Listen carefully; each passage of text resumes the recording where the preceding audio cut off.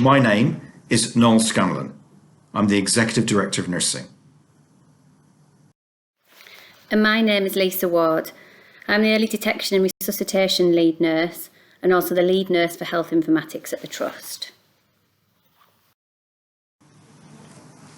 Perhaps I should tell you a little bit about the organisation. We are one of the largest trusts in England.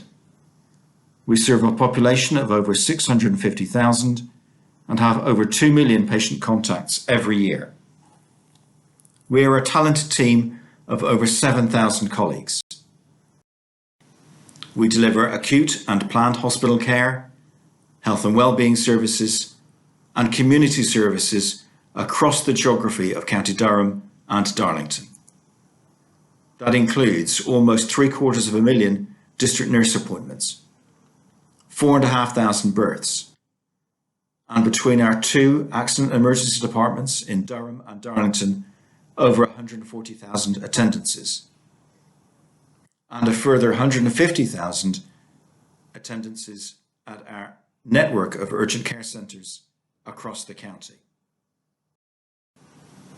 We operate from 8 hospitals, 2 acute sites in Durham and Darlington, a subacute hospital at Bishop Auckland, and community hospitals in Chester Street, Sedgefield, Barnard Castle, Stanhope in the Durham Dales, and Shotley Bridge,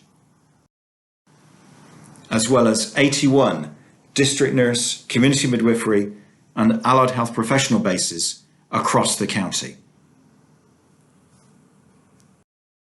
So where did our journey begin?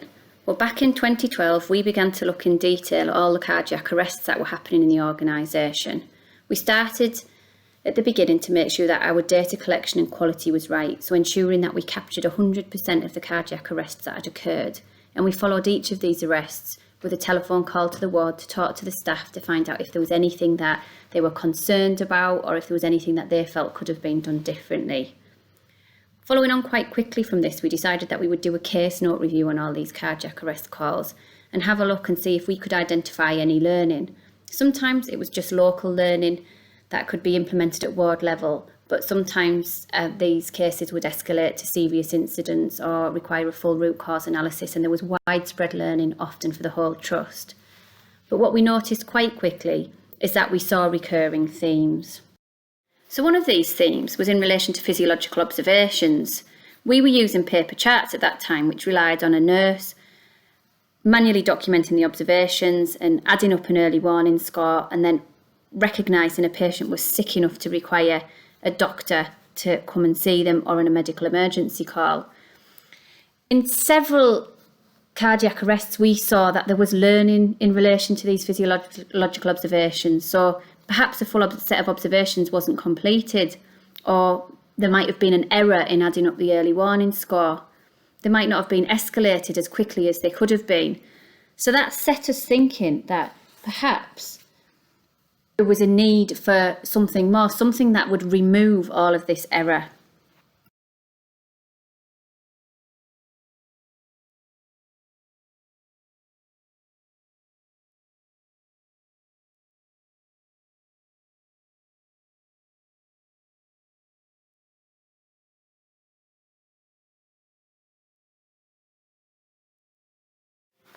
So we recognised that we needed an electronic observation system which allowed us to input observations into it, calculated the news score, gave prompts to the nursing staff as to what the escalation should be for that given news score, and took out the element of human error from the process. As part of it, we also felt that we needed an e-task management system, so moving away from pieces of paper in people's pockets with individual jobs on, to something where the jobs were in the system, and actually if that person went off shift and didn't manage to do the task, it could be handed over to the next shift. And we wanted a system that also enabled us to hand over, so had some key patient information within it, so we could hand over from shift to shift using the information within the system. So after much looking at the marketplace, our organisation opted for Nerve Centre, which provided all of this for us. 13th of April 2015 was day 0 for us of implementing Nerve Centre into the organisation. So despite much planning for every eventuality, what we expected on day 0 was this. What we actually found was this. These photographs were taken on day 1 on one of our wards. The nurses just instantly took to it. We initially launched it on iPod devices. More recently, we've swapped over and we use either Samsungs or Zebras, but either way, these are all on devices that fit in the nurse's pocket. It can be accessed from the desktop, but most of the work, obviously physiological observations, etc., is all done onto the handheld device. What's probably important to highlight at this point in the presentation is the very clear communication strategy we had around this. It was very visible around the organisation on large banners and screensavers, because what we were essentially doing is getting nurses to pull out what looked like a mobile phone at the end of the patient's bed. So we needed to make it really clear to patients and relatives that that actually wasn't what was occurring and it was part of their care. And we also needed to do some work with teams to help them understand the benefits of it. So these cartoons here are just some examples of some of the artwork that we had in the organisation at the launch time to just demonstrate what was happening and what the benefits were to patient care. So in launching Nerve Centre, we went from this to this very clear documentation of a patient's physiological observations. We went from this to this. Very clear patient status at a glance boards that update in real time when nursing staff change something on the mobile devices. After the initial implementation of Nerve Centre, things snowballed quite quickly. The nurses did then and do now identify with Nerve Centre as theirs. So if there's a problem that they need to solve on the ward and they need to think of an innovative solution to do it, they will regularly look to Nerve Centre, and we are often requested to try and build things within it that'll support their patient care. So in the next few slides, I'm just going to run through with you some of the things that we've done in Nerve Centre as it's grown and evolved in the organisation. So in December 2016, we implemented Hospital at Night. This was implemented with a Band 3 coordinator who receives all the tasks on a night for the hospital. She or he then distributes these tasks out to the acute intervention team nurse practitioner and to the junior doctors on shift. This picture here was from the first night we went live and shows the huddle that we have at 9:30 and the doctors and the acute intervention team going through tasks that have been left off the day shift and what's going to happen into the night shift. It's really, really intuitive to use, quick to raise a task, but as I said earlier in the presentation, it means we don't lose tasks. They're not buried on pieces of paper in people's pockets. They're actually there for all to see and can be handed over, and we can keep track of things. It also means that the Band 3 can make sure workload's distributed between everybody who's in the hospital at night team, and one person's not carrying the burden of all the work. February 2017, we implemented sepsis screening. So we had a paper-based sepsis screening tool which required a nurse to think about if a patient was hitting a sepsis trigger, to then get the tool out, screen the patient. So there was human error involved in that, and we did find that we weren't always screening everyone for sepsis that we needed to. So in February 2017, if a patient triggered an early warning score of 5 or above, or one observation of a 3 score, it would automatically trigger a sepsis screen. So it utilised our regional screening tool and it worked its way through that. The sepsis screen asks the nurse if the patient's likely to have infection. If they are, it will then work through the screen and it will provide, if the system works right through the algorithm and deems the patient has a high suspicion of sepsis, an alert will go to the nurse in charge and the doctor requesting a review of the patient, so that we can ensure that our septic patients are identified in a timely manner, they get a quick review, and we can get the antibiotics into them within an hour if they are deemed to be septic. In August 2018, we implemented nursing assessments into Nerve Centre. So that's our nursing admission assessment and our overview assessment. It also has various other assessments that we might require for our patients, for instance, bed rail assessments, delirium assessments. Some are mandated based on the patient's age, others we can decide to add in an assessment if we feel that it's necessary. In August 2018, we moved our care plans from paper to electronic. So the care plans are done at the bedside in the handheld device. It's very intuitive, it's very easy to do. The nurses can pick from pre-populated options, or they can add in free text in the other boxes to compile a care plan for the patient. It also gets a review date on it, so at the point that the care plan goes past its review date, there will be a clock that goes on the system, a red clock that advises the nursing staff that someone's care plan's gone overdue. So as well as making care plans much more visible than they were at a piece of paper at the end of the bed, it also ensures that our care plans are kept up to date and refreshed when they need to be. In June 2019, we implemented fluid balance into Nerve Centre. So you input the fluid balance onto the handheld device, but you can also see it, as this slide shows you, on the desktop. So what we find is the nurses like to input it because it's quick and easy on their handheld, where the consultants like to see it on the desktop because it's really clear for them to see. Up until this point, everything I've talked to you about is in relation to our acute wards and our acute inpatients. But in February 2019, our community staff wanted a part of the work that was going on. They obviously knew when patients from their caseloads were admitted to hospital, and often what acute nurses would deem as very complex needs and maybe put off a discharge, community staff might not be fazed by that. They know the patient very well. They know what they can and can't manage in the community.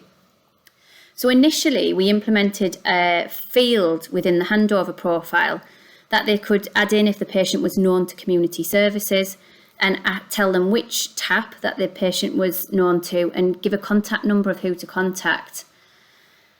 This has now evolved, and actually they wanted two-way communication. They wanted to maybe say something about that patient to the nursing staff on the ward, but without having to disrupt it by phoning the ward, waiting to speak to the right nurse. They'll drop a note into Nerve Centre so that the staff on the wards can see specifics about that patient and support them in getting that patient out of hospital in a timely manner.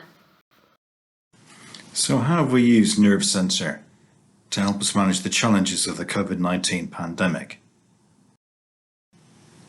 You've seen already how Nerve Centre has enabled us to capture patient details, track and trigger a deterioration in their physical condition, and develop an approach to nursing care planning, assessment and recording. But moreover, COVID-19 has presented a range of challenges around control of infection, particularly related to tracking patients, managing outbreaks, and improving the quality of communication in real time within an entirely different physical environment. Because we have access to these kinds of tools, but at the same time have to spread our staff much more thinly in a diverse way, observing social distancing, while at the same time preserving the importance and quality of handover, we've used Nerve Centre together with other technologies to improve clinical decision-making and communication. This means that where we have handovers and multidisciplinary team meetings, perhaps spread throughout a ward, availing of Microsoft Teams in order to prevent staff congregating and breaching social distancing, they can listen to handovers, watch the dynamic between clinicians, refer to their handheld device, and capture all of the critical information they require and contribute to those handovers in real time. This means that we can both observe that screening has taken place, evaluate results, and communicate them dynamically. It's also served as a prompt when screening results are due, because we continuously monitor, of course, patients' COVID status. This is especially important to detect nosocomial transmission and observe patients' COVID status at key points in their hospital stay. At admission, on days 5 to 7, if they have screened negative on admission, and before they're transferred to care homes, if that is their domicile. And by observing patient location, it's also given us an opportunity to track patients in the event of an outbreak. We can identify where patients not just are, but where they have been and who else have they been exposed to, and vice versa.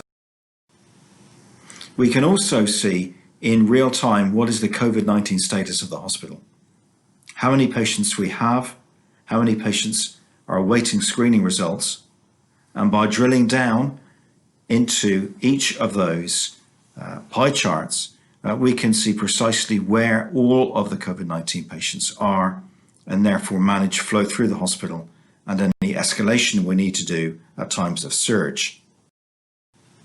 Contact tracing has been a tremendous asset using this technology. Historically, infection prevention and control nurses would literally have rolls of wallpaper that they would spread around every wall of their offices with post-it notes, markers and rolls of sellotape in order to track patients' physical location and anyone else that was in their locality. It would take hours and was rarely completely accurate. Using Nerve Center, we're able to identify exactly where patients are because they're located down to their bed. It means that we can identify the history of all of their movements if they were the index case, and anyone else who they have exposed to that infection. It also means that not only can we identify all of the potentially exposed patients, but by combining this with duty rostering technology, we can also identify all of the members of staff who may have been involved, who may themselves need to be screened. So where are we now? We currently have Nerve Center live across 53 adult inpatient areas, including all of our community hospitals. 915 mobile devices are in use with over 4,500 registered users. 3,300 of these are nurses. We've undertaken nearly 5 million sets of observations with an accurate national early warning score. And 411,000 of those patients have had their observations recorded electronically. Each month, we will escalate almost 42,000 cases where patients have deteriorated, and the assistance of the acute intervention team, or critical care outreach, as you may prefer to know them, to doctors and to midwives. And tasks sent within the system have enabled the hospital at night team to be managed in such a way that the tasks that patients require are assigned to individuals who have got the skill and capacity to do them perfectly. This is a much more efficient way of managing the hospital at night service. And indeed, if you were to ask medical staff in particular who manages the hospital at night team, they'd refer to the technology. It wouldn't occur to them to recognise that a healthcare assistant is tasking all of that work in real time. So what are the next steps? Well, we're in the process of developing and implementing comfort observations for our end-of-life patients. So this is at the point that we turn physiological observations off, comfort obs would turn on. But we have built it with a scoring matrix similar to we would expect with a news score, but it's for symptoms such as agitation, nausea and vomiting, and it'll have escalations within it, and those escalations will go to our acute intervention team and the palliative care team to support the nursing staff. We're also in the process of deploying POPs into paediatrics. We are looking at monitoring vital signs during labour so that we can spot early signs of maternal sepsis. We are looking at how we can improve discharge flow with the system. So we're working with our community colleagues again to look at how they can use the system and we can use it to put a bit of a pull on patients. But probably the biggest thing now is that we've recognised is we need to transition to a fully integrated EPR, which will allow us to move to full clinician mobility and access to all patient information within the system. So in summary, What has Nerve Centre done for nursing in County Durham and Darlington NHS Foundation Trust? Well, in short, it's transformed the delivery of nursing care by using technology to liberate nurses to nurse, to sharpen and define the quality of communication between professionals, escalate risk in real time, summon other colleagues to assist patients who deteriorate, and manage flow through the hospital in a safe and timely way.